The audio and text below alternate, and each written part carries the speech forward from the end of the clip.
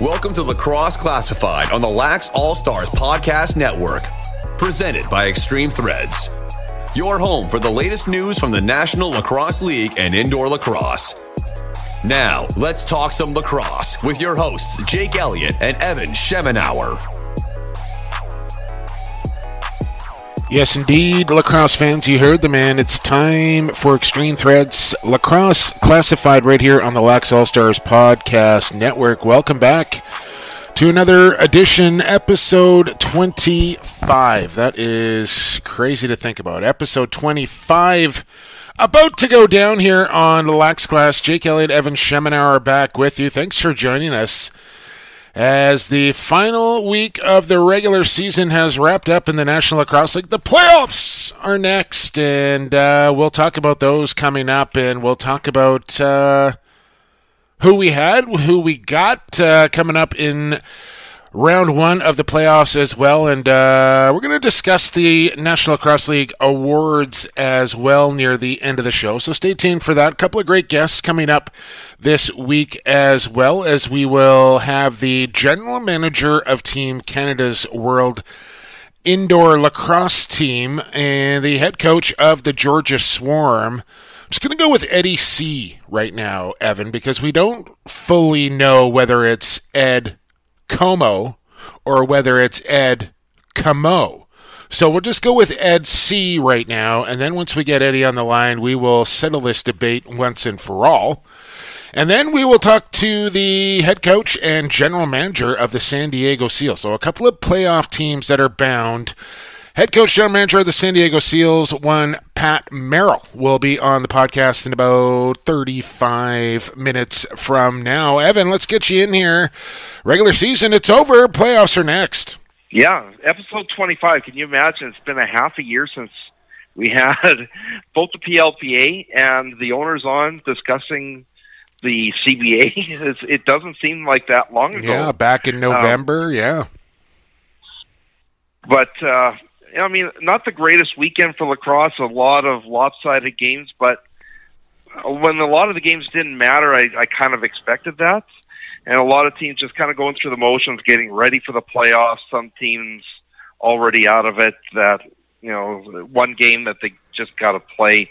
But now we get into the excitement, and I'm not expecting those kind of blowouts coming up this week. No, me either. We will discuss here on who we got coming up a little bit later. It is a gorgeous day here in British Columbia. I'm going to be heading out to the ranch out there in Cloverdale to Stampede Tack and Western Wear. I think we're going to do this tomorrow, which will be Wednesday.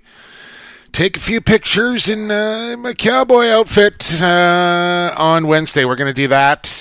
Hopefully we got nice weather. Maybe we can get outside and I can get right up on a bowl or something, which would be just astonishing to see. So we'll look forward to that. It was kind of a crazy weather week, though, Evan, because coming back from Saskatchewan last weekend, first off, I got delayed in Saskatoon. They put us on the plane, and then all of a sudden the captain came back into the cabin. You know that's never a good situation. So he got on the microphone and said, listen, here's the deal. We can either get everybody off the plane and then bring you back on the plane, or you can just sit on the plane, because Calgary is not letting us take off from here because they didn't have a gate ready for the plane that was supposed to land, because there was 25 centimeters of snow in Calgary over the weekend as we roll into May. That is insane. Actually, yeah, we were having the same winter warnings for Saskatoon. Somehow we avoided it. But when I came down to Cowessess, it was like, oh, here's all the winter conditions. Should I make the trip? Luckily, the snow melted on the road. It was all over the ditch, but now today, it's all melted away, so it was like it never happened. Yeah, I literally packed shorts for Saskatoon. I wore shorts in Saskatoon over the weekend, and then on my way back, snow. And then once I got to the Calgary airport, I wasn't obviously the only person in that situation, so the Calgary airport was busier than I'd ever seen it in my life. Like, there weren't enough seats in the terminal for the amount of people that were waiting to get on their flight. But we made it home, and I've been pretty lucky as far as flights go this year as well without having any delays or anything. So just wanted to kind of get that in there because usually that sort of thing happens at least once a year, but it took till the final game of the regular season for it to happen to me. Okay, Evan, we got to get into this because we got Ed C. waiting to come on to the podcast here. There were 4 games in Week 20 of the last weekend of the regular season of the National Lacrosse League, so let's run through them here. It started on Friday night. It was the Toronto Rock. You know this about Toronto? I think they only had, I want to say 4 flights this year. Total. With their schedule, the amount of times that they play in the East compared to the amount of times that they play in the West, I think they only had to fly to, I want to say, San Diego, Vancouver, Calgary, and Colorado or something like that. And that's it. They drove. And Georgia. Okay. So maybe that was one of the teams. But they have a crazy schedule as far as flying goes. They just don't have to fly very much, which is quite unique. Toronto at Vancouver, and I guess this one was to be expected, Evan.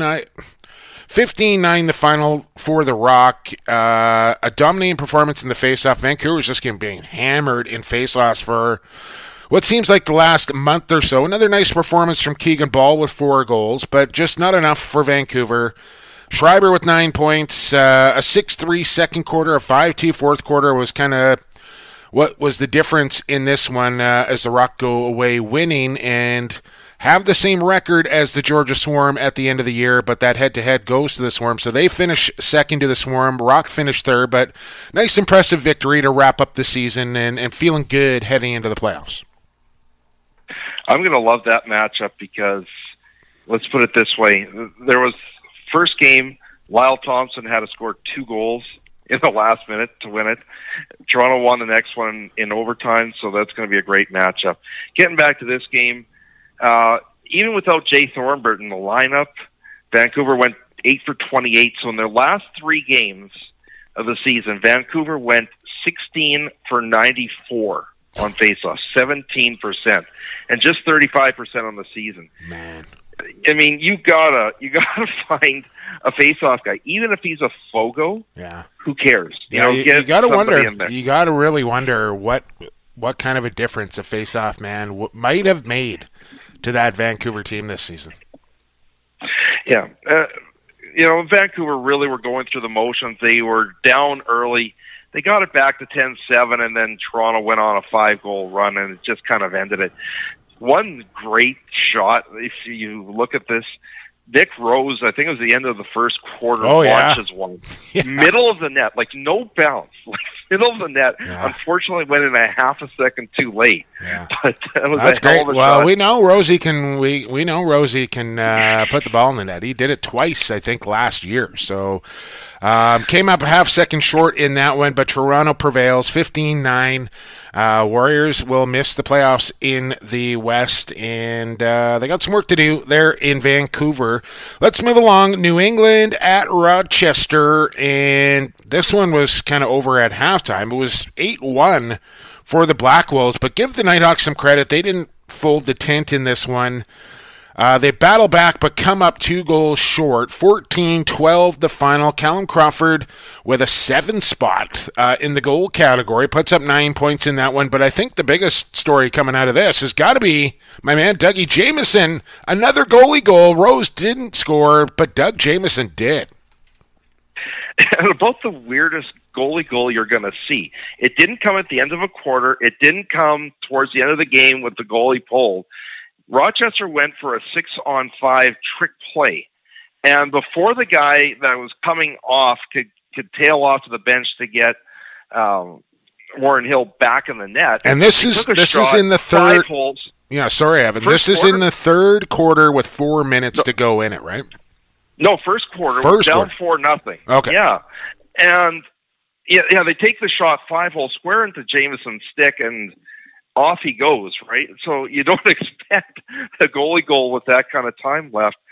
The game was a little more lopsided than the score shows. Rochester scored 7 of the last 9. They were down quite a bit. Ryan Benesh with 7 points, and you have to wonder this offseason what's going to happen with him. He's a unrestricted free agent that's not franchisable. So does he go to Halifax, or does he go to maybe a better contender closer to home in the Toronto Rock that needs a lefty? That's something to watch out for. Crawford, his 7 goals gives him a 1-goal win in the season standings over Dane Dobbie. But, you know, of course, when we talk about the MVP, I think a lot of us have kind of passed on him based on what happened in the middle of the season. Yeah, that's tough. I mean, you can't ignore it, right? And it happened, and it did affect my MVP voting, no question about it. And tough for Dane Dobbie. You thought he had a real legitimate shot at the Triple Crown, and he did, but at the end of the day, like he still wins the scoring race, but he doesn't finish first in either goal scoring or assist. Kind of weird how that transpired, but yeah, I mean, Ryan Benesh, be real interesting to see what he wants to do. Real interesting to see what he wants to do, and he's in a nice spot, being an unrestricted free agent and unfranchisable, where he can pick his spot. So good for him. We both had Rochester in this game, I believe, Evan. So That's right. Yeah, 1-1 so far on the weekend. Moving along into Saskatoon, Saskatchewan, over 13,000 as the Rush Nation win the attendance derby once again here in 2019. You want to talk about games being over at halftime. Actually, Shanny and his power rankings over there on IL actually said it was 11-1 after the first quarter. That would have been a quarter for the ages if Saskatchewan did that, but that wasn't the case. It was 11-1 at halftime, and then they just put it on cruise control, and even Coach Keenan said that he was trying to guard against it. He didn't want to see that happen, but it did happen, and I really think it's almost human nature that it's going to happen. When you have that kind of a lead, it's hard to keep your foot on the throat for that amount of time. But some real good things coming out of this game for Saskatchewan's sake, I would say, Evan. They go perfect on the penalty kill, holding Colorado 0 for 5, something they struggled at doing all year long. So that's a good sign for the short man unit. Leading point getters in this game for Saskatchewan, Marty Dinsdale with 4 goals and 2 assists. He kind of woke up. And Ryan Keenan with 6 points in that game as well. But I think the biggest thing of all, Evan, was the performance of one Evan Kirk. And coming off that game against the Roughnecks, a lot of people asking questions about Evan Kirk and the Rush. Well, 1 goal in that first half, and he was about as sharp as he could be, was first star in the game, and I think that's a real positive sign for the Rush heading into the playoffs. That one, remember the 1 goal he allowed deflection. In the first half was off a deflection. Yeah. And it wasn't that Colorado was getting massively outshot and Kirk was having an easy time. He was making a lot of big saves. I think Colorado was only down about 5 shots at the half. Yeah. So it wasn't like it was anything crazy. They just couldn't find the back of the net. The Rush let off the gas in the second half, and maybe that's a good thing. Because if they would have just continued to run the board on Colorado, maybe they're not as into, putting a dominant performance this weekend, because these two got to play again this weekend, first round of the playoffs. Having that adversity in the second half maybe is a wake-up call that, you got to keep playing as hard as you can. Goaltending controversy definitely over for the Rush. We know who's going to be the starter. Jeremy Noble, gets a hat trick. He hadn't had a goal in 4 months. His first half was just awful. There were some plays that just like, oh my God, what's happening? But then in the second half, once he got 1, then he was just on target. And I hate to say it, if you're a Rush fan, that's the last guy you want to have any confidence right now. Yeah. The other thing to take from this, the Rush win their 6th straight division title in the regular season. Mm-hmm. And this is actually just one off the record for the Toronto Rock, who from 99 to 2005 had 7. That's incredible. So Yeah, it's definitely a dynasty at this stage. Yeah, other things that I noticed in this game, and Jeremy Noble is definitely one of them, and it really seemed like Sean Williams was designing plays for Jeremy Noble on the power play. He moved him to the point. He was trying to get him looks and get him shots and put him in spots where he was going to be successful, and it looked like a real concentrated effort to get Jeremy Noble, and he had a hat trick. With all that being said, Colorado still manages just 8 goals. What I found a little bit interesting, they pulled Dylan Ward. Steve Fryer came in, 1 shot, 1 goal. They pulled Fryer back out, and Dylan Ward went back in. And I almost felt like it was Dylan Ward going, like, I want to play this game. I want to break out of this rut that I'm in. And he did. In that second half, he was much better. And I would expect a much closer game come Friday night. That game will be on a Friday, this Friday, from SaskTel Center, a rematch between Colorado and Saskatchewan. We will talk about that a little bit later. I do have to get this in, though, Evan. They're in Saskatchewan. One Kim F. Coates was in the building. If you're wondering who Kim F. Coates is, he's a Saskatoon native, went to the University of Saskatchewan, but he is of Sons of Anarchy fame. Tig from Sons of Anarchy is Kim F. Coates, and he was at the game on Saturday night, and couldn't have been a nicer dude. I had a chance to run into him after the game, took a couple of pictures, and we talked a little bit of lacrosse, and he actually knew like what he was talking about. That was his very first ever Rush game, and he was just absolutely blown away by it. He went into the locker room and had a little speech and all the rest of it. You can see that on social media, but real cool dude, and couldn't have been any nicer, and the man knows his lacrosse, so that was kind of neat to have him there.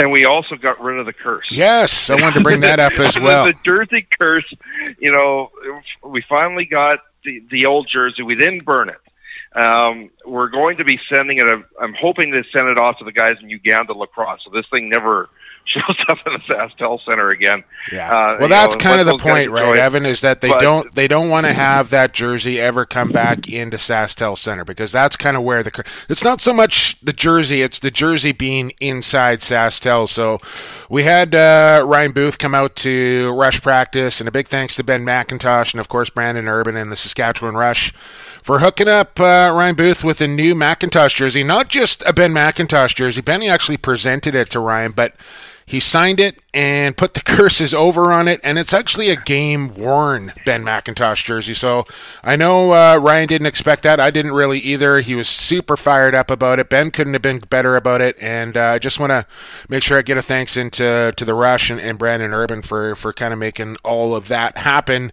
As the final score in this game, Evan, was much closer than the game actually was. 13-8, Rush take it. They sweep the season series, and as mentioned, we'll play the Mammoth again on Friday night in round 1 of the playoffs. One more game to go before we get to Eddie C. Buffalo went down to San Diego, a chance to have their best regular season as a franchise for the Bandits against San Diego, and man, oh man, they took him to the woodshed here, Evan, and put a whooping on him. 18-7 the final, 5-1 in the first quarter, 5-1 in the third quarter. Balanced attack here from the Bandits up front. 8 points from Evans was the high man. Chase Fraser with a nice game. Matt Vance holds another team under 7. Actually held him to 5 and then got pulled as Higgins came in and allowed 2. But 18-7, that's got to be a huge confidence boost for Buffalo and a little concerning for San Diego. We're going to ask Pat Merrill about that in a little bit, but 18-7 the final in this one. It wasn't close. No, it wasn't, and you got to be a little concerned. First off, ever since Austin Stotts went down, San Diego has just gone downhill. What is it, 5 in a row now? Georgia. Georgia and New England, like it's just been in the Rush, and it just fell off the map. They had that number 1 spot in their hands, and they just couldn't pull it out. Yeah, Buffalo was up 5-1 out of the gate. But San Diego kind of makes it close at 5-4, and then Buffalo gets 11 of the next 12. That's how bad it was. Frankie Scigliano, he's also struggling right now, and I don't know. Perhaps he's just exhausted. This is something that's happened in Calgary too before, where he just doesn't have that extra step at the end of the season. So something to watch in the playoffs is whether that continues. And you kind of have to wonder, too, whether there was some scoreboard watching in San Diego and they knew that the Rush were up 11-1 and it just wasn't going to happen. But it's going to be an interesting battle next week because San Diego hosts Calgary. San Diego with this massive losing streak coming into the playoffs, and Calgary red hot. Mm-hmm.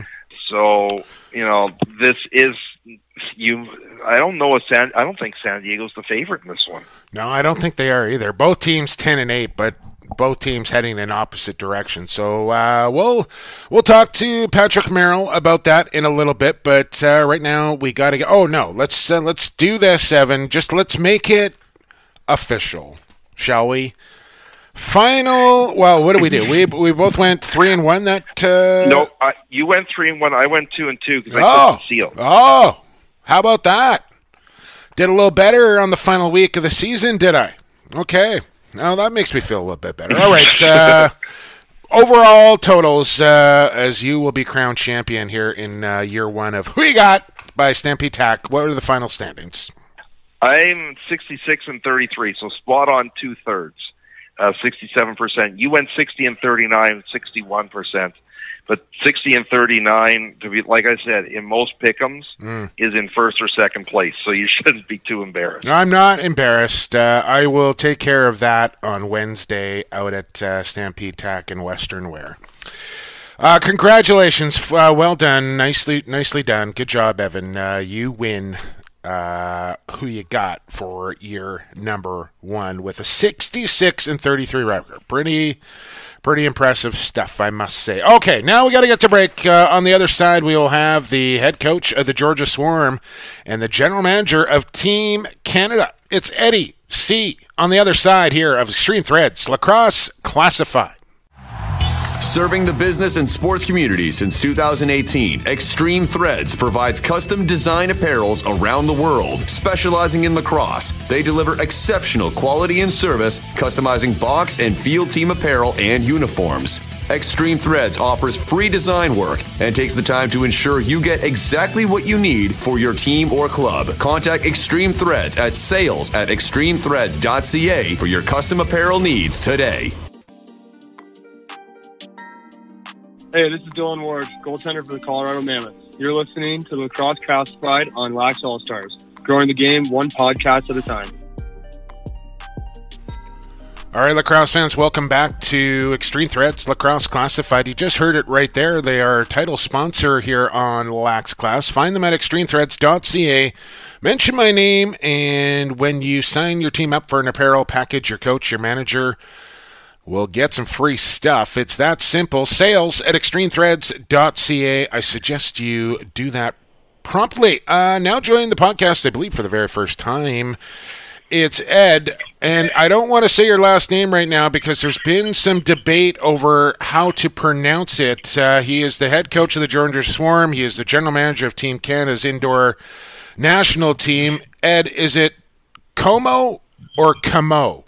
The proper way I've always been told to say it is Comeau, but I answer to either, so it's whatever. It doesn't matter too much to me. Well, we want it. The proper way is the way we want to say it, and for all these years, I thought it was Comeau, but now I know. Coming right from you, you heard it here, right on Lacrosse Classified. It's Ed Comeau. So, Eddie, and I think there's with being someone from out west, it was a famous goalie, no relation to me, a Hall of Famer you've probably heard of. So he, I think that's where all the lacrosse people go by Comeau, because that was the only lacrosse name that was out there close to my name back in the day. Sure. That makes sense. We'll talk about Team Canada here in a few minutes, Eddie, but let's talk about your Georgia Swarm. Another pretty successful year down there in Georgia, 12-6. Good home record, little spotty on the road, but you're going to get that home playoff game against Toronto. What'd you think of your year as a whole? I think, like a lot of teams in the league this year, the expansion and losing players, it really, for a team like us that we thought we had a lot of talent, we knew it was going to take us a little bit of time to get our get ourselves resorted out, because we knew we were going to lose some really good players, and which we did. So I thought it was a good year for us. We have the good fortune. We expect to be in the playoffs, so making the playoffs is great, but certainly not our end goal. And once you win a championship in this league and you have a lot of guys back from that team, they certainly feel like they can do it again. So good season, played well for a lot of the games, and but work to do, and hopefully this Monday we can continue on that quest to try to win another championship. And speaking of the expansion draft, you lost a couple guys up front. You bring in Zed Williams, bring in Holden Katoni. Talk about how much those two guys have contributed to the overall offense on the team. Yeah, Zed was someone we had last year, but we just didn't have a spot for him up front where he was most comfortable. We played him out the back door, and he did a good job back there, but that really wasn't his comfort zone. And we really knew going into camp that he would have an opportunity to play where we thought he was comfortable. And from day one, he wowed us and how good he was and how big and strong he is. And he just pushes people around. But he's also altered his game, because I think he grew up where he was the man and could take the ball and go to the net, but he's really plays great in our team system and moves the ball well. And obviously playing with Lyle and Randy, he does a lot of work for those guys to get those guys open and make them be as good as what they are as well. So he's been great. And Holden picking up in the trade, losing Jesse King was not something we really wanted to do, but we knew at some point with his being in Victoria and us being on the other side of the continent, it was just going to become too difficult for him to do at some point. And so when Holden was available, we really liked Holden, and we thought he fit in well, and he really has. And it gives us that outside shooting threat, but really we like what he does also within our system and how hard he works off the ball. So two good guys, and fortunate enough, John Arlotta, our general manager and owner, has done a great job of stockpiling some really good draft picks over the years. And when you get into expansion, you really need that depth, and I think that's one of the reasons we were able to have such a good record this year after losing Kyle Matisse and Jordan Hall, two really strong players for our team last season. Speaking with Eddie Comeau, speaking of availability, a guy that hasn't been available to you over the last few weeks, or at least a couple, I think now, is Mikey Poole, who went down with an injury. But he's been pretty quiet, and I don't expect you to give me a medical report here, Eddie, but can you give me maybe a percentage on whether Mike's going to be able to go for you on Monday night? Well, we certainly hope he is. I think he'd be the first to say that he wants to play and hopes to play. That really is going to depend on how this week goes, and actually playing on the Monday isn't always ideal, but having those couple extra days is probably going to help him. So I think, like most veteran guys in this league, that they're not going to want to miss a playoff game. So again, do we expect him to play? Sure, but we're not going to make that decision until we get much closer and get another chance to evaluate him when we get down to Atlanta on the weekend. This is a question we've asked a lot of coaches over the year. How good is Lyle Thompson? He must be an absolute treat to coach.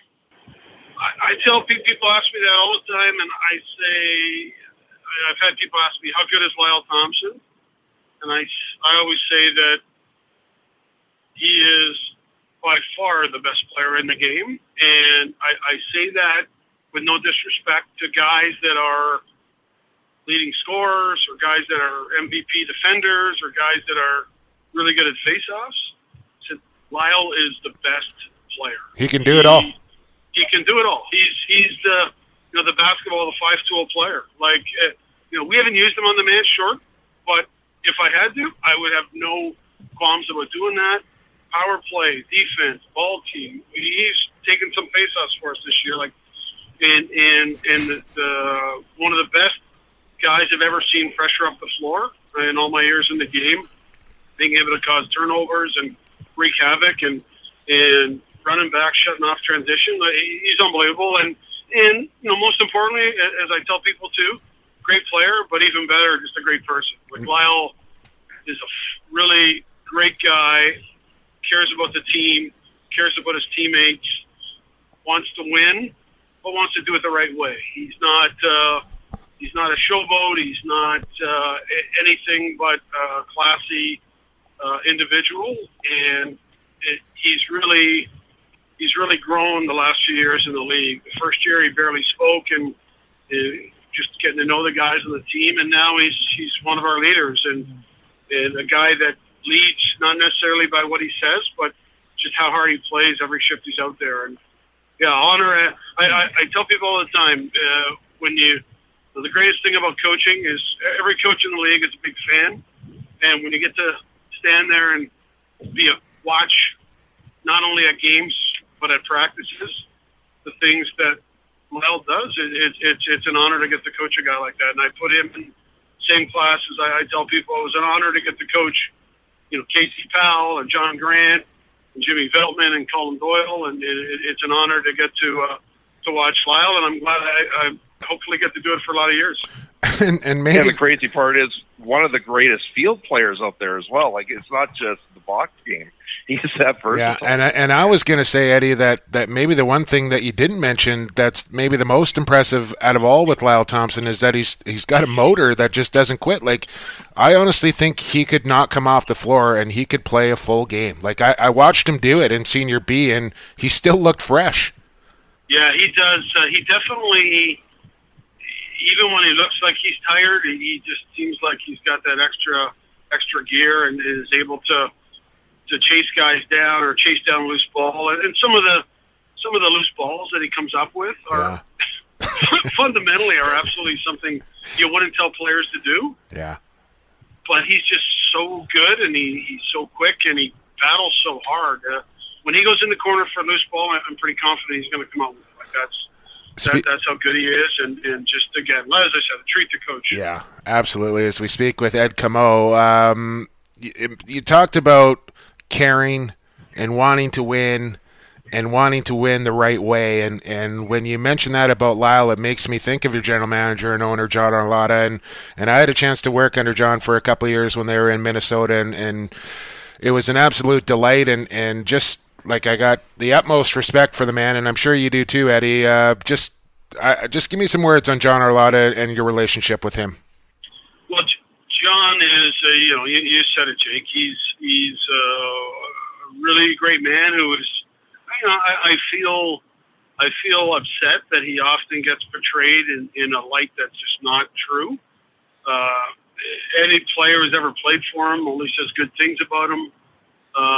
He has a simple rule. It's called the do right rule.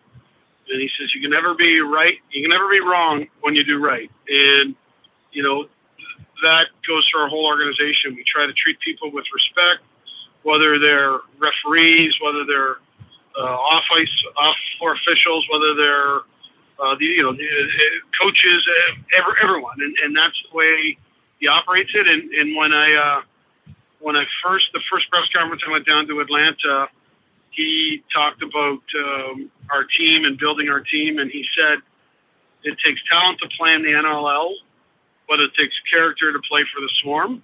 And I said to him after, John, that's got to go up in our room. And that is right over top of our room as we exit onto the floor every game. And we talk about that, and that's important to John. That he wants he wants to surround himself with good people, and he wants to surround himself with people that want to win for the right reasons and want to just embrace the game and grow the game. So he's done a great job, and again, great guy to work for, and he's really people don't, because he never picked up a lacrosse stick and played, people don't respect his knowledge. But I'll tell you, I've learned a lot working with him and his insight, watching the games and watching other teams play, and really a really good lacrosse mind, and spends a lot of time at it. So again, great to work for, and I know the staff and the players all feel the same way. And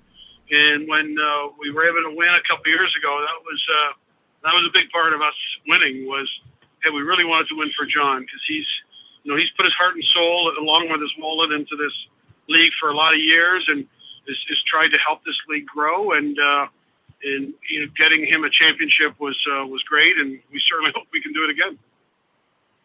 Looking forward to this weekend, Monday night game, which probably changes the preparation a bit. But you had one game where Lyle Thompson had to score twice in the last minute to get you a win over the Rock. They then beat you in overtime. So it's going to be I'm expecting a heck of a match. What's the keys to success this weekend? Well, I think watching Toronto play, they've got lots of weapons on offense. Lots of guys can put the ball in the net, but I really think their strength really is in their transition game, that they really put teams on their heels. And Jalen Rogers has been phenomenal this year and last year for that matter, and certainly his ability to not only play great defense but then push the ball and turn those opportunities into offensive shots on goal, or just making teams play defense if they're not ready to play because he's pushing the ball, and they've got a number of other guys that do that. So, and Nick Rose has played really well, and Nick really plays into that transition game. He comes up throwing really good rebound control and throws the ball up the floor, and so it's going to be important for us to really not allow them to get running, and conversely, I'm sure they say the same thing about us, because we think we can run pretty well too, and we've got guys who can push the ball at the back end with Bomberry and Wiedemann, two young kids, but certainly Jordan McIntosh and a number of other veterans that can really push the ball. So transition is going to be important, but we really think 5-on-5 game for us too is one of our strengths, both offensively and defensively, and for us, we think if we can keep a handle on the transition game, that we hopefully can be successful in the 5-on-5 game. Last one here for you, Eddie. Obviously, the season is the focus right now for you, but September in Langley has got to be on the back of your mind, if not all the time. World Championships coming up. You are the general manager of Team Canada. I don't know if you can let us know, but when can we expect a roster to be released, and how excited are you to kind of lead the charge here for Team Canada? And I would assume it's gold or bust. Yeah, pretty exciting. An honor always to be a part of the national team, whatever level you're in, whether you're coaching a national team in Pee Wee or whether it's the senior men's national team. It's an honor to be part of that, and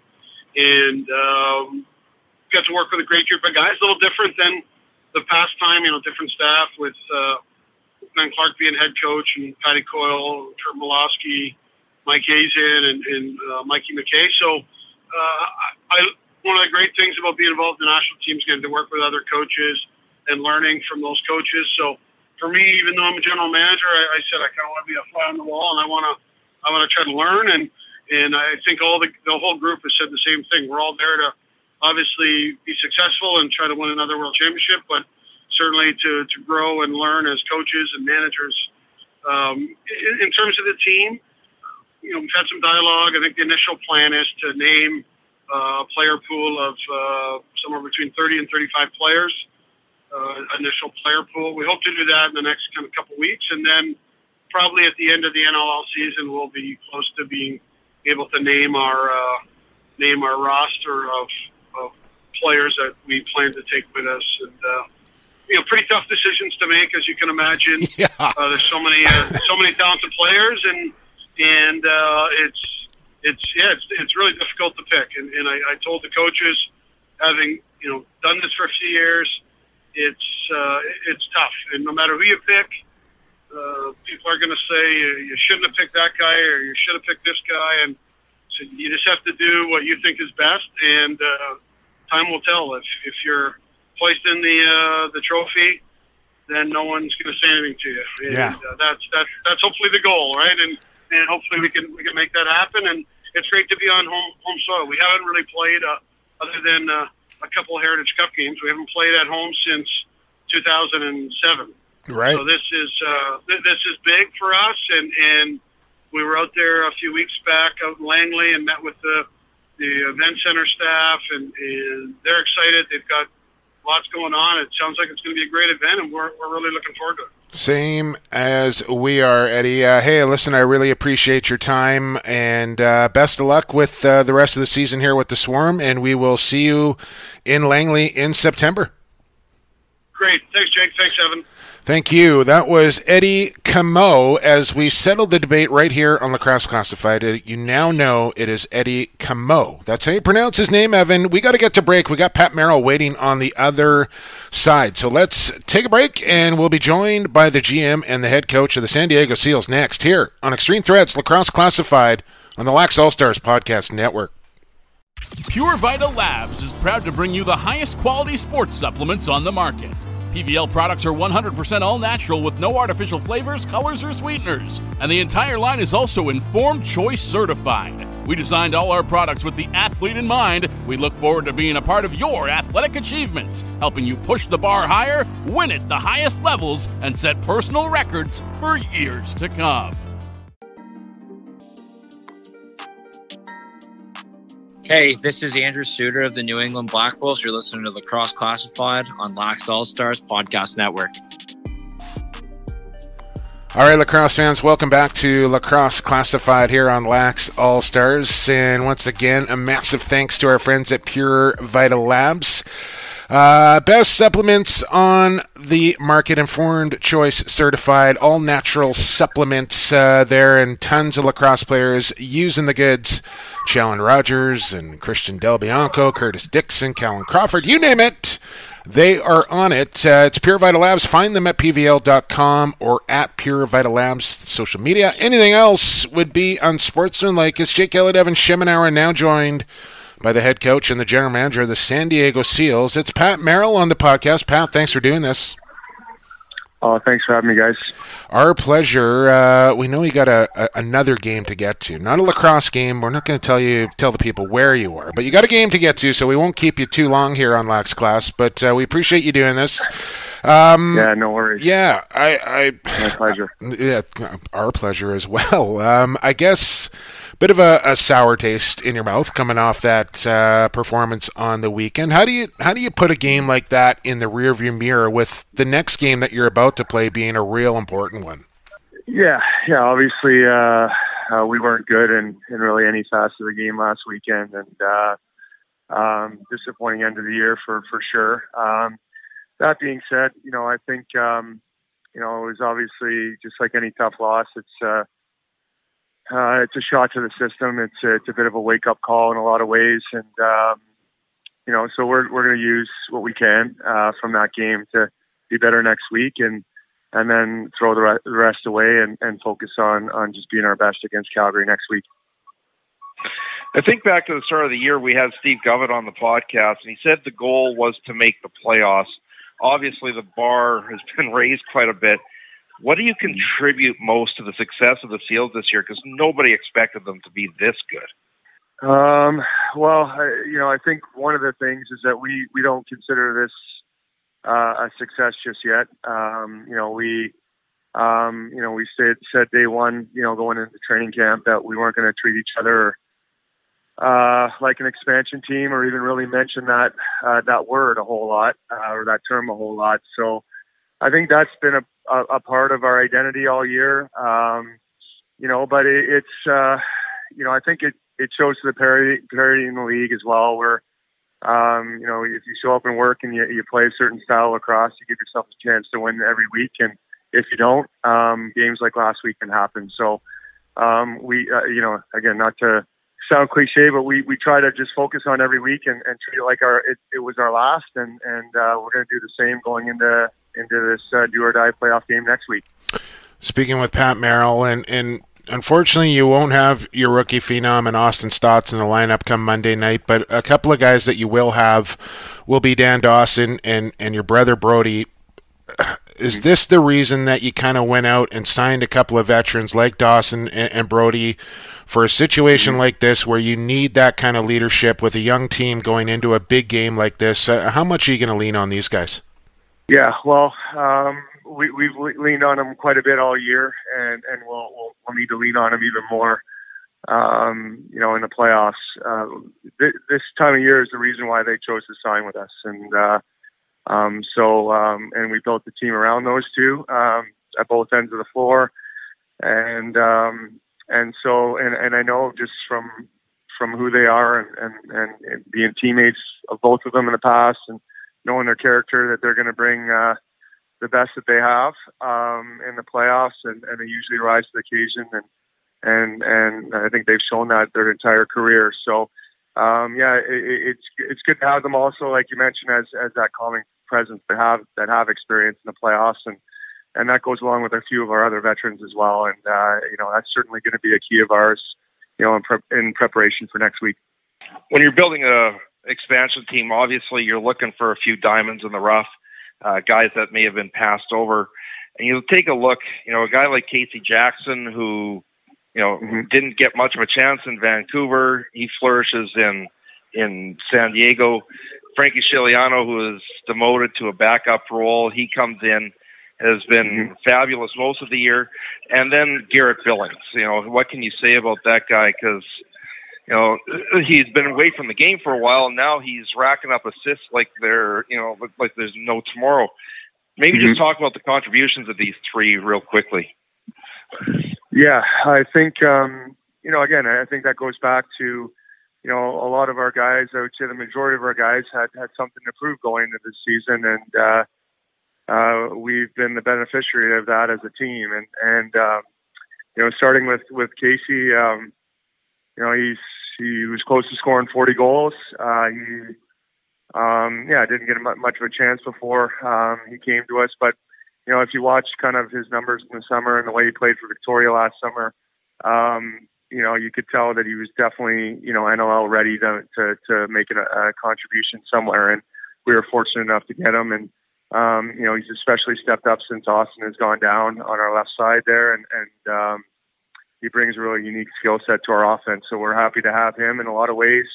And Frankie, I think, again, we're real lucky to get Frankie. It was a priority of ours going into the expansion draft to try and secure him and make him our starter. He's been not only great on the floor, but he's a quality person and a great leader in his own way, quiet leader in his own way. And even though he's still a pretty young guy, he's been great for us. But and then Garrett, obviously. I had the chance to play with Garrett in Toronto, but, more importantly, shooter Josh Anderson, our offensive coach, had great chemistry with Garrett when they played together in Toronto as well. And, we both had faith that he's one of the most intelligent players to ever play the game, in my opinion. And even though he was, been away from the game due to injury the last couple of years, we still knew that he had that, IQ and he had that skill set that was very unique. And it was just a matter of opportunity. And we were lucky enough. And he's still not, he's still in his early 30s. So in my opinion, between late 20s, early 30s is kind of a guy's prime in this league. And again, we were really, really lucky to get him in the off season. And that was one of the first guys that we targeted when we had the chance. So, but yeah, all three of them have been key contributors to us all year long, and we're going to, again, depend on them quite a bit in the playoffs as well. Couple of more minutes here with the GM and head coach of the San Diego Seals, Pat Merrill. Bit of an odd situation having a playoff game and it being on a Monday night. I hope the fans down there in SoCal show up to Pechanga on Monday night to cheer on their Seals. But let's talk about your opponent here for a second, Patrick. Calgary, maybe one of the hottest teams in the National Lacrosse League going into the playoffs. They are going to be a stiff test for you, but you guys have had a pretty solid record on your home floor. What are going to be some of the keys to beating Calgary come Monday? Well, as you mentioned, they're hot right now, and we know how good they are. They don't have very many weaknesses. They're really solid up front, especially since adding Jesse King back in their lineup, and their defense is big and physical and athletic, and they've got a great goaltender in Del Bianco, and I know Mouse Kurt Malosky he's a great coach, and he's going to have them prepared. So, I mean, we're just going to try to be the best versions of ourselves and try to play to our strengths. And I think we've done a good job of that at home so far, aside from the last couple of weeks, hopefully try to make them play more of our style versus the other way around and chasing the game the other way around, kind of letting them dictate. We're going to try to be aggressive and hopefully it'll pay off for us. But we're expecting a 12-round, bout. We know that they're not going to go away quietly, and neither are we. So we're really looking forward to the matchup. What's the vibe like in San Diego? I mean, a lot of people, get jealous of you guys, the weather you get and that outdoor arena that you've got. But maybe just tell us, what's the vibe like in the community, and how's the reception been? You know what? It's been amazing. It's been quite an amazing ride so far. We were able to, which was probably the best thing for us. Our owner, Joe, took us out for dinner downtown San Diego after the game. I don't take losses very well, as you could assume, but I think it was a great. No, Pat, not you. I think it was a great way for us to gain some perspective on how amazing of an experience it has been just to be involved in the team. But we've had so many. We've had the community. I think the lacrosse community is growing and building, and you're going to see, over the next couple of years, us growing some momentum, in terms of the fan base, and it's got a crazy great buzz in the city, and from a player perspective, I don't know what more you could really ask for. It's a pretty cool place to play in a lot of ways, and we've had so many people come out and get involved in our team, volunteer to be involved in our team, like we have a couple Navy SEALs that help us with the mental aspect of the game. We had Bill Walton at practice, who's a San Diego guy, on Friday. We've had so many cool experiences and gifts that just from being a part of the city and being a part of this organization. So I know a lot of the guys feed off of that and take great pride in it and feel really grateful themselves, as do I. So, hopefully we can give them a good show next week and extend this first year as far as we can. Pat, I know you got to get going. Really appreciate your time. Keep up the good work at the Hill Academy. Best of luck to your San Diego Seals in the playoff matchup. Make sure you say hello to my old buddy Doug Locker next time you see him down there. And last thing I'll say to you is let's go Raptors. Let's go Raptors. Let's go Raptors. But, hey, thanks a lot, guys. And you guys keep up the good work as well. We need more guys like you guys promoting the game and sharing our story. So good job, and thanks for having me. Appreciate it, Pat. Enjoy the game. That was Patrick Merrill of the San Diego Seals, and what a job, Evan. Not only Pat Merrill, but Steve Govett, Josh Gross, Josh Sanderson, Billy Greer, everybody involved with that San Diego team has really launched that franchise nicely. A successful year one, regardless what happens in the coming weeks here. And a great hire there by Steve Govett, Pat Merrill, to kind of lead the ship in their inaugural season. No, absolutely. They did their homework, and that's the key. They found all these free agents that were out there, like Billings. You got them for nothing. They did their homework with the expansion draft. They got a good base of players, getting Dan Dawson massively critical, and Brody Merrill.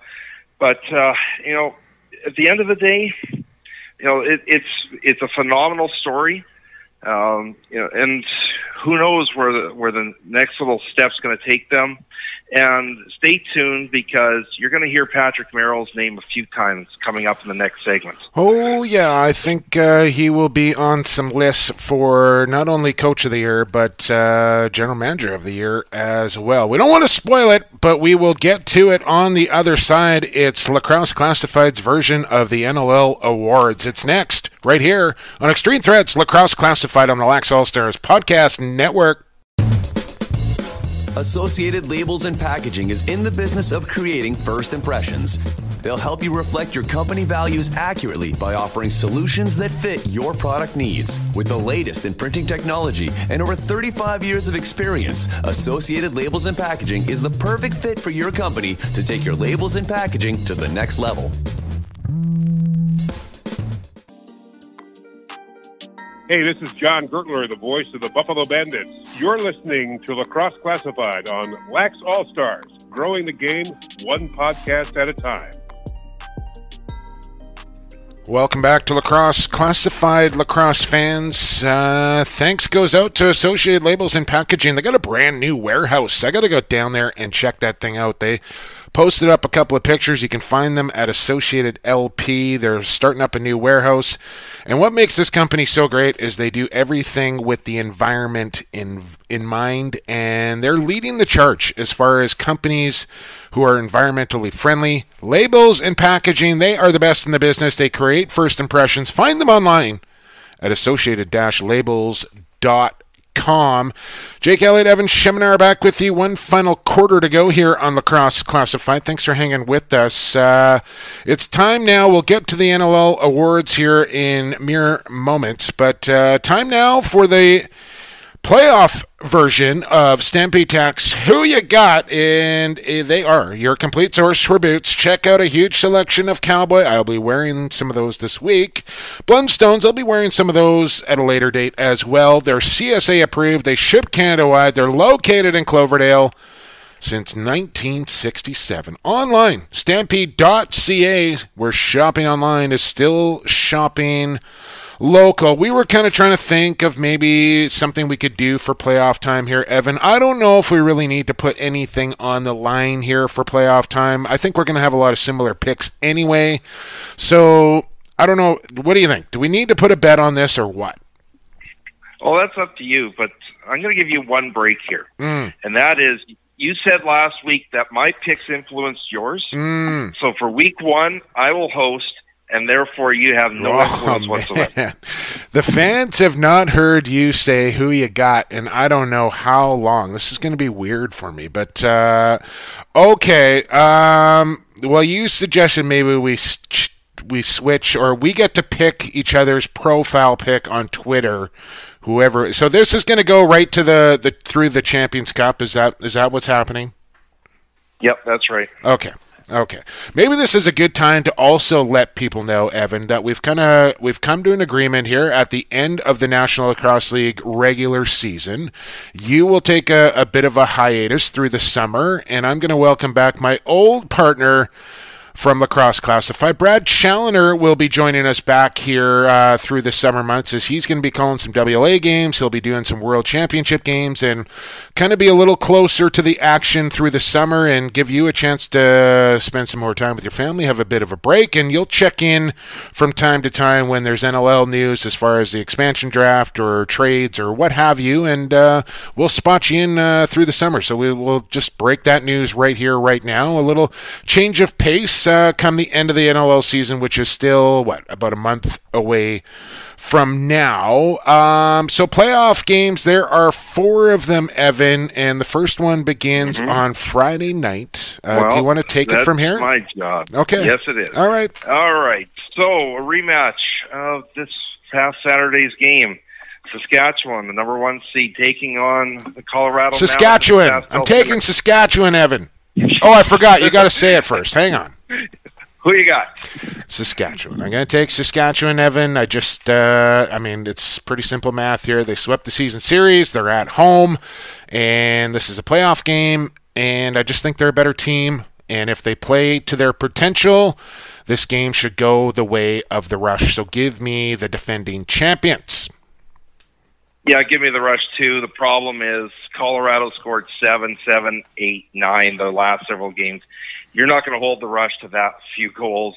It should be a pretty easy pick. It's the Rush here. Then Saturday night, we go to Banditland, Buffalo hosting New England. Who you got? Yeah, I think this is going to be a huge crowd in Buffalo here on Saturday night. I don't want to see any Star Wars dorks out there using May 4th, or what is it, May the 4th be... Just stop it with that, please. Especially adults. Come on. New England, but I don't know why I just brought them. I just saw May 4th. It made me think of it. Kind of drives me nuts every year that people do that. Anyways, Jenner probably thinks I'm talking directly to him, and I sort of am, I suppose, in a way. Give me the Buffalo Bandits 7. I don't think this one is going to be all that close. I think Buffalo goes away winning this one by 4, I'm going to say. Being on their home floor, I think, they've shown it all year. They're kind of the cream of the crop of the league this year. And yes, it is a one-game showdown, but the home record, especially for Eastern teams, as we've kind of chronicled all year long, Buffalo has been real good. 7-2 at home. Give me the Bandits over the Black Wolves. The Bandits too. Maybe I got it a little closer than you do, but the Bandits are the hottest team in the league right now by far. They've racked up 18 against San Diego, having to travel all the way across the continent. New England, they might get 12 or so past Vince but it still won't be enough to beat the Bandits. Pretty simple pick once again. If you get 12 on Vince, you're doing something right if you're New England. Yeah. Now, here's maybe the toughest one of the week because there's a wild card as to whether Mike Poolin's going to play. Georgia hosting Toronto, Monday night game. Who you got? I don't know, Evan. I don't know. Who you got? Hey, you pick first. You know how this works. I tried. Man, oh man. 7-2, Georgia Swarm at home. Toronto 4-5 on the road. Both identical 12-6 records. I believe, correct me if I'm wrong, but all 3 games were fairly tight in the regular season? Yeah, they were. One in overtime, one, like I said, Lyle Thompson scored twice in the last minute to give Georgia a 1-goal win. And what was the other one? Just trying to buy myself some time here to make a pick. Just had Eddie Comeau on the show. Usually means good karma. Tough picking against Toronto, though, man. And that Poulin, I'm going to take the Toronto Rock here, Evan. I don't know about Poulin. He could be one save away from being out of the game again, even if he is good to go. And, man, this is a tough... I think this game is going to go to overtime, and I'm going to take Toronto to win it. I'm going to take the Swarm. I'm going to assume that Poulin is going to play. Even if he's 70%, he's going to play. And it's just that home record.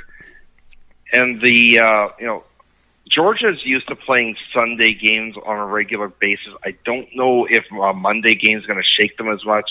It may have a bigger impact on Toronto. So I'm taking the Swarm, but just like you, it's going to be a 1-goal game in my mind. So I literally had question marks in my notes as to who to pick. In this you actually make notes for this, huh?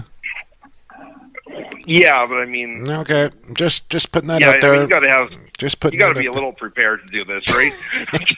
Maybe you do. All right. Then the other Monday night game, so right after this one's over, 10:30 p.m. I'm actually really looking forward to this. Back-to-back Monday night playoff lacrosse. Usually Monday's kind of like my Sunday, if you know what I'm saying. So... Mm-hmm.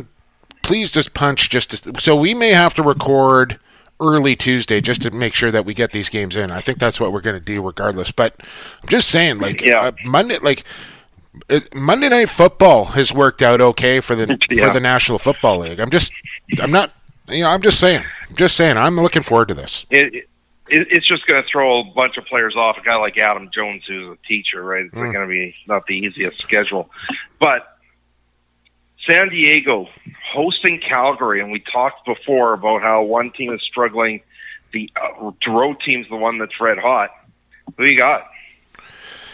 Yeah, I'm going to take Calgary here, just because I think they are kind of clicking and gelling at the right time, playing their best, and Jesse King has been a huge addition to that. It's changed the whole dynamic of that roughneck offense, which was already pretty potent with the MVP and Superman involved, Dutch and Pace. who won't be available for this San Diego game, mind you, and I feel like they are a bit of a different team without Tyler Pace in there kind of doing the dirty work on that right side, but this is going to be a neat showdown here between Del Bianco and Chiliano, who are real good friends away from the game, are going to go head-to-head here. San Diego 6-3 on their home floor, Calgary 5-4 on the road, but I just think they are trending in the right direction here.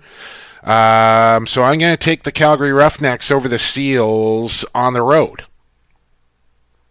Yeah, so am I.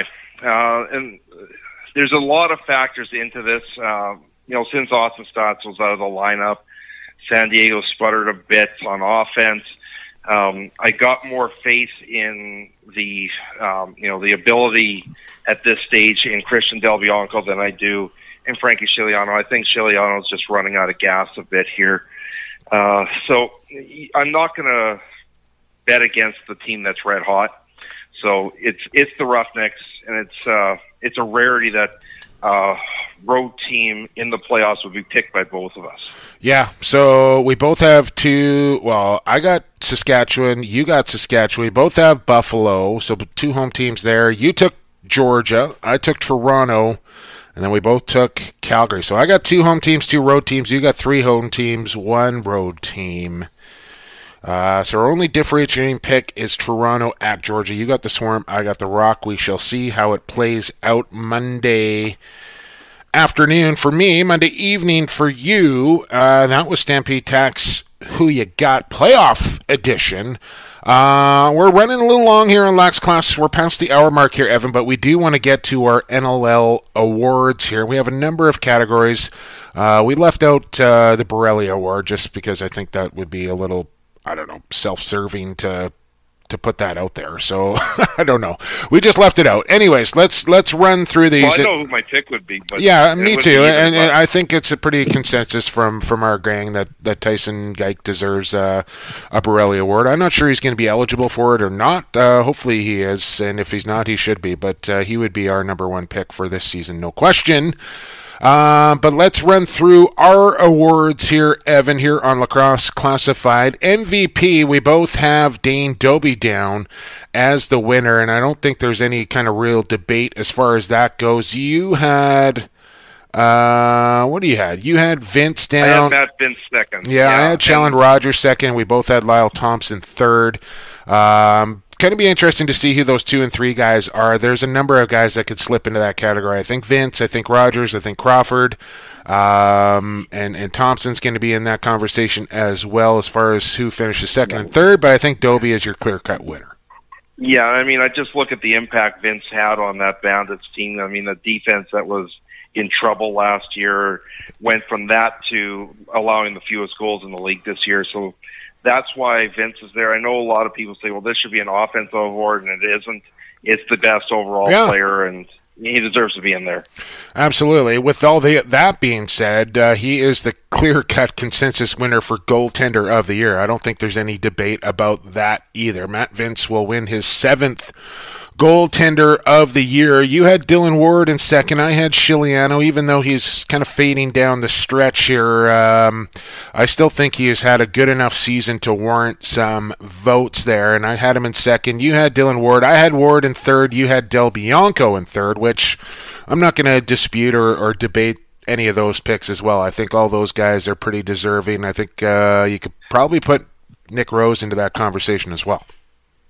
Yeah, and I think the difference there is Chiliano's performance in the last 4 or 5 games just hasn't been as stellar as they were prior to that. That's why I had him 4th, but it's very clear who the number 1 is, and it's not even close. Defensive Player of the Year, 3rd place vote, you had Priolo. I went with Graham Hossack. That was different for us, and I think, again, either one of those guys merits some attention. We both had Mike Messenger in second place. We both had Kyle Rubish in first place. If Kyle Rubish doesn't win Defensive Player of the Year, something is heavily askew. I don't know how you make an argument against him. I really don't.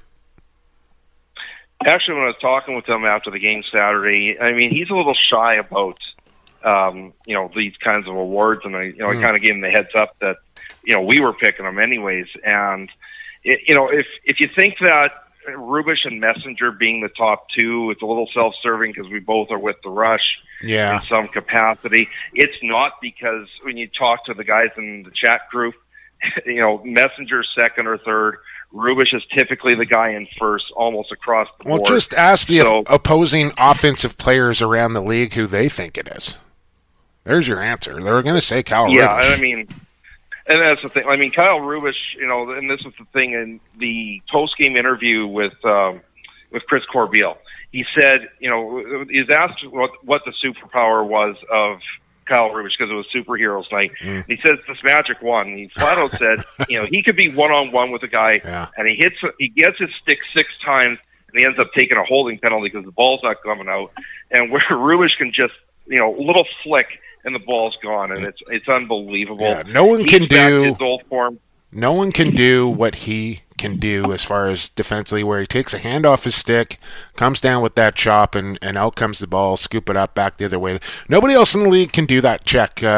Coaches would freak out if defenders started trying that, because you're just going to get cooked underneath, and it's going to be a dive across the crease every time, except when it's Kyle Rubish, Transition Player of the Year, and again, a unanimous vote here pretty much across the board. Shalon Rogers is going to win the award. I had Priolo and Steph Charbonneau in my voting. You had Trevor Baptiste and Steve Priolo. I'm not so sure about your second place pick there with Baptiste. Dominant face-off guy, but no goals in transition here, Evan. And I get it, a lot of loose balls, but I don't know if he's a transition guy. I think he's just a dominant face-off guy that comes up with possession. But the NLL throws face-off specialist into this transition award. And you just can't deny the season that he's had, and that's why I've got him second. But, this is an award when you typically look at it that the votes get so scattered.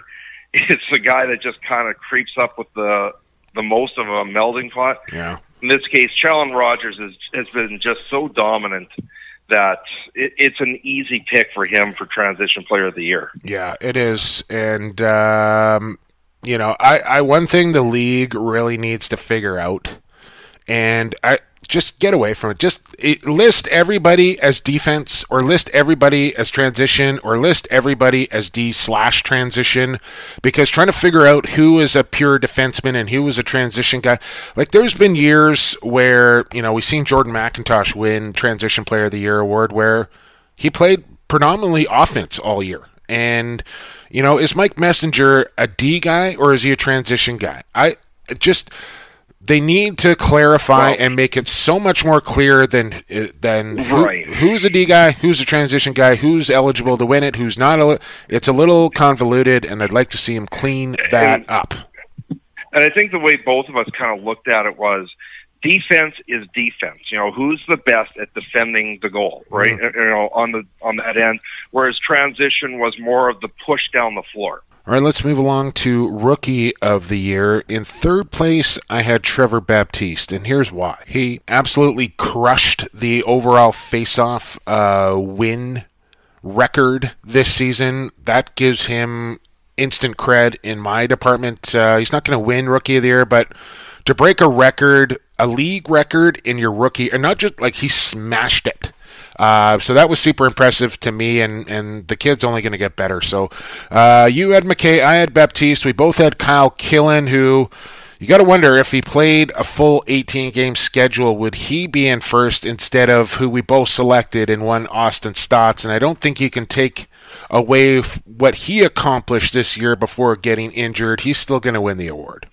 No, he's going to win the award, and he's just that dominating. I think that's the key difference is, teams play Austin Stotts like he is a veteran, like he's a Mark Matthews, right?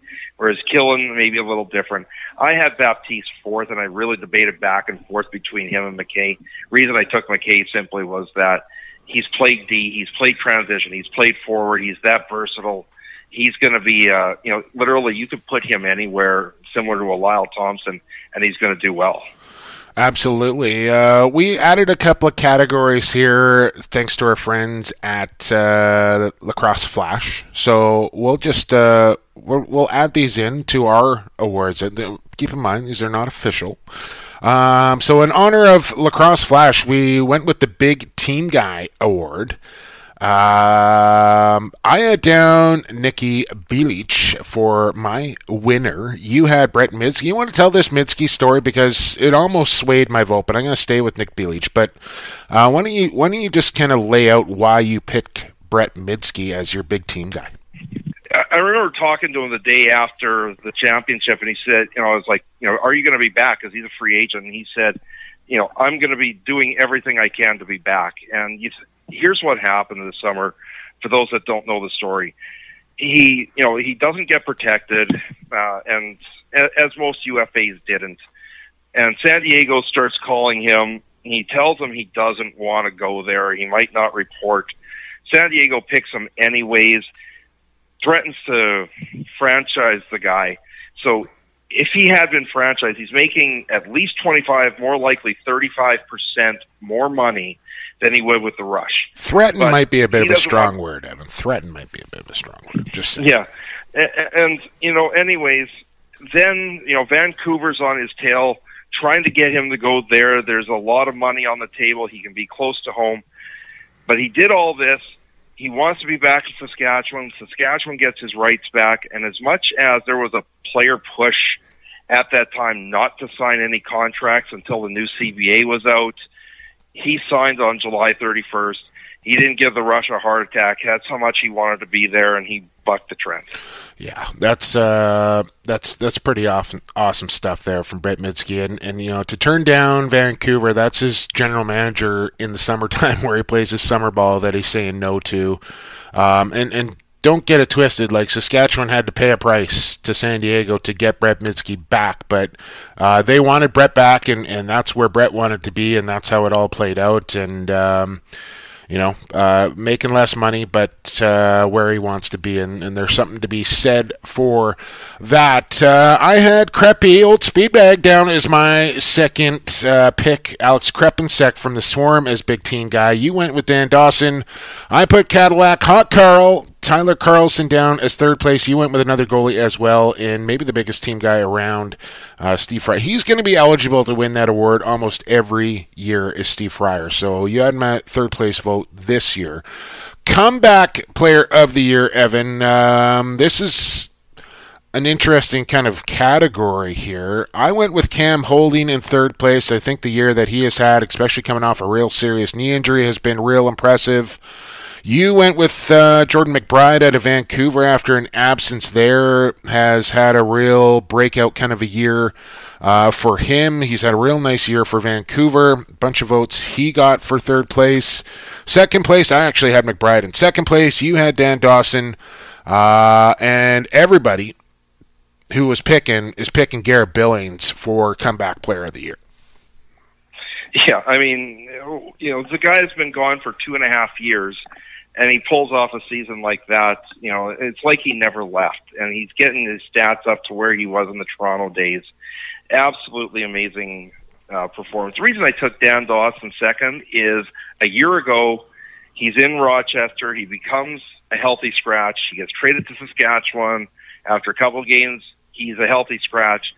It looked like we might have seen the end of Dan Dawson, and now he goes back to San Diego, and he is this massive threat, and he's just a treat to watch. So as much as I think a lot of other people kind of overlooked him because he's Dan Dawson, where he came from a year ago and where he is today is a total different story. Yeah, fair enough. Breakout Player of the Year. This one was pretty hotly contested, and I think you could go a number of different directions. And I didn't even have this guy on my list, but somebody else put him down, and I went, oh yeah, like him. And that was Casey Jackson, who almost reached 40 goals in what really is his first year in the National Lacrosse League. Like, he played, 2 games, I think, last year for Vancouver. So Casey Jackson, I think, is in the conversation. Keegan Ball has to be in that conversation. Thomas Hogarth has to be in that conversation. And one Eli McLaughlin definitely has to be in that conversation as well. You went McLaughlin, Hogarth, Ball. I went McLaughlin, Hogarth, Ball. But I almost want to change one of my picks. I don't know where I would put him, but I want to put Casey Jackson in there somewhere because I think he's been that impressive. I mean, this one, don't take what we're saying for granted. We're 2 of 10 votes in this thing. There's a lot of different votes all over the place on this one. McLaughlin is my pick simply because he had to take that load in Colorado. Team struggling. He was the offensive juggernaut. Now, of course, at the end of the season, he got banged up. Thomas Ogarth, of course, is the guy that was playing out the back door last year. He gets a chance up front. He's banging. He's collecting garbage goals, but you know what? Garbage goals count just the same. Mm-hmm. And, you need a guy like that. And Keegan Ball, the way he's ended this season, he had that, 14-point game. And he was playing Senior B last year. So, yeah. You find a diamond in the rough like that sometimes. So, let's move along. So we'll see who wins that. GM of the Year, this one's pretty straightforward as well. We all think Patrick Merrill is going to win it. Steve Dietrich comes in second. Derek Keenan comes in third. If you have a write-in vote for something like that, feel free to go ahead and at me if you want. I think that's going to be the order that they finish in, and all very deserving there. The Les Bartley Award, Coach of the Year. This is another interesting one here, Evan. You went third place, Matt Sawyer. Second place, Pat Merrill. First place, Tavares/Kilgore as their co-head coaches there in Buffalo. I don't think you can ignore the season that Buffalo has had, and I don't think you take away anything from either Tavares or Kilgore because they're sharing duties, and each member of the coaching staff, like Jeff McComb, is so important to Derek Keenan that, he's the assistant coach, but he has a huge impact on that team. And regardless of whether somebody is named the head coach or co-coach or assistant coach, every coach on the National Lacrosse League bench has a huge impact on their team. So we had to split the duties because there's not a definitive head coach there in Buffalo, but I think that Bandit staff, along with Rusty Kruger, have had a great year there in Buffalo, and I think they deserve the Les Bartley Award. Merrill, second. Go ahead. Yeah, and I think the thing there, too, is we all kind of wondered when they announced this co-head coach, how's this going to work? And it's worked beautifully. Yeah. That's the thing. And then, John Tavares inherited an offense that had a ton of holes. I think they only had 4 guys signed at the start. And, it's probably the top offense in the league right now. So it's a pretty obvious choice in my opinion, not maybe in everybody's opinion, but in mine certainly it is. And Patrick Merrill, what can you say? He had a team of guys that a lot of them just never played before together. Mm-hmm. And he almost won the West Division. Yeah, there's some write-in votes there for Comeau, some write-in votes for Malosky and Matt Sawyer as well. So I think it's either going to be Tavares and Kilgore or Merrill. We'll just have to wait and see there. As one more category to go, it's the Executive of the Year. And I think Steve Gavitt's going to win this one hands down for the job that he has done in San Diego launching that franchise. Loeffler with some votes in second place. Urban getting some votes in third place. Mike Board as well. But let's focus on first place and one Steve Gavitt, who the man knows how to launch a franchise, Evan. Yeah, he does. He's launched 2 of them.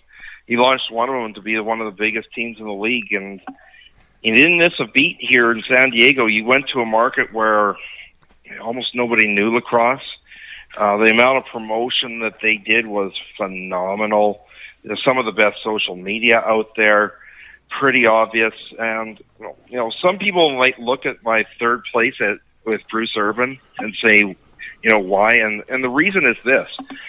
The Rush may not have grown a lot this year, but they're still number 1 in attendance. Yeah. They make the most money in the league. They sell the most merchandise.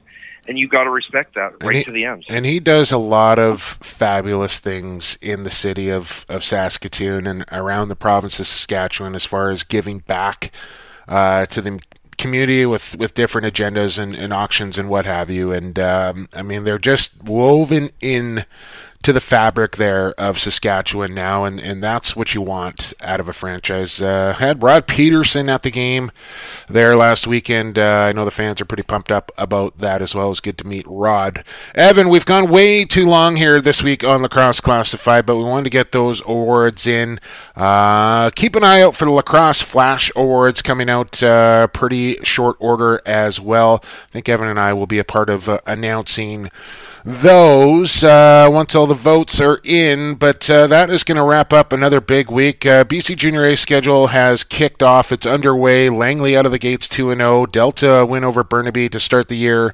And the season's just going to get cranked up here. Still hoping to announce some webcasting details here in the next coming days as well. Keep an eye out for social media. I'll be dressed up in a cowboy outfit sometime this week, and we'll get those pictures up for your viewing enjoyment as well. Big thanks to Eddie Comeau and to Patrick Merrill. No, just kidding. It's Patrick Merrill.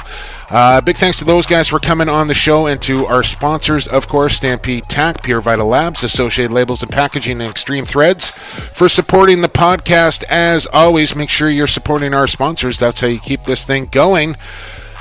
And now, speaking of going, we will do that. For Evan Sheminar, I've been Jake Elliott, and for the fastest game on 2 feet, and for the creator, thanks for listening to Extreme Threads Lacrosse Classified on the Lax All-Stars Podcast Network.